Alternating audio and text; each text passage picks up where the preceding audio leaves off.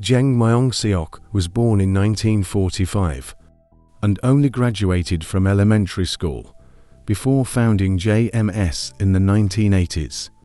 He joined another sect called the Unification Church. The JMS cult exploited the Christian Bible to create its own brand. Jung claimed to be the reincarnation of Jesus and considered himself the Messiah. Due to his heretical tendencies, Jung and his sect were excommunicated from the Christian Presbyterian movement. With only a few members, and the first base being a small room in the 1970s, Jung targeted young, academically successful students in Seoul and used religious tricks to recruit them into scripture reading sessions, gradually growing into a sect with thousands of people. According to former believers, he was particularly attractive because he had a seemingly scientific and logical teaching method, using mathematics, biology, and history, which even educated and intelligent people were drawn to. Jung continued to instill in them the belief that he was the reincarnation of Jesus, and that only through him, and meeting him, could believers be sure of their place in heaven. The problem with Jung's behavior in building his sect was not to heal believers or help them have a better life, but to satisfy his carnal desires.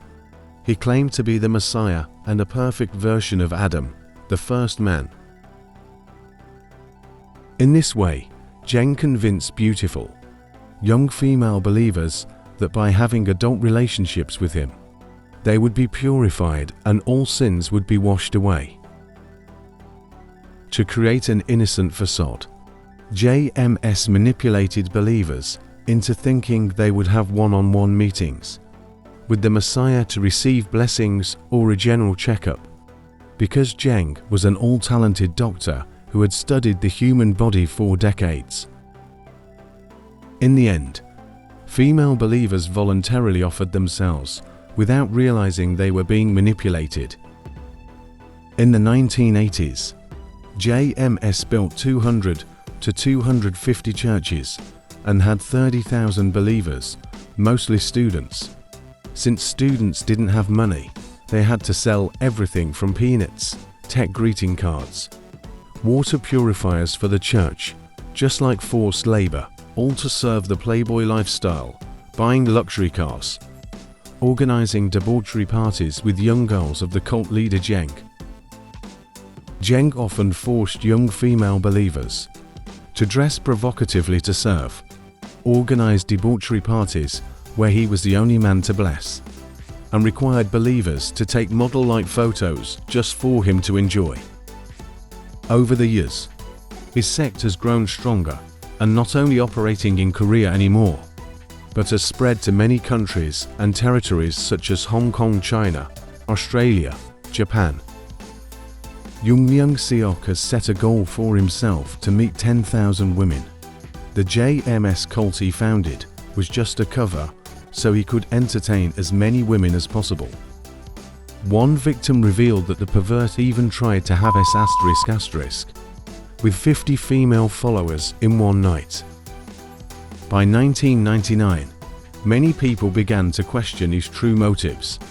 Hundreds of former believers spoke out against Jung's perverted behavior to the police and the media, while the police began to realize the seriousness of the issue. Jung had already escaped from South Korea.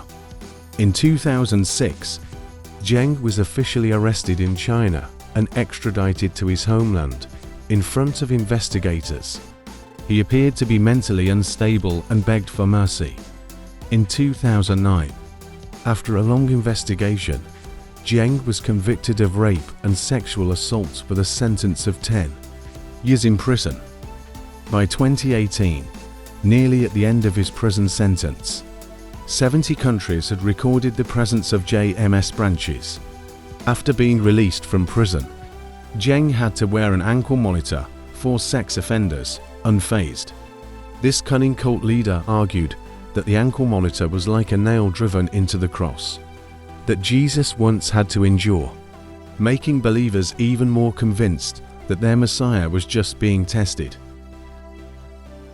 On October 4, 2022, the court issued another arrest warrant for him. The sexual assault case involving the missionary is still being handled by the authorities. Despite being punished by the law, the impact of Jung Myung Seok and JMS on society is not small. Many members of the investigative organization, even victims, former believers who left, were attacked and threatened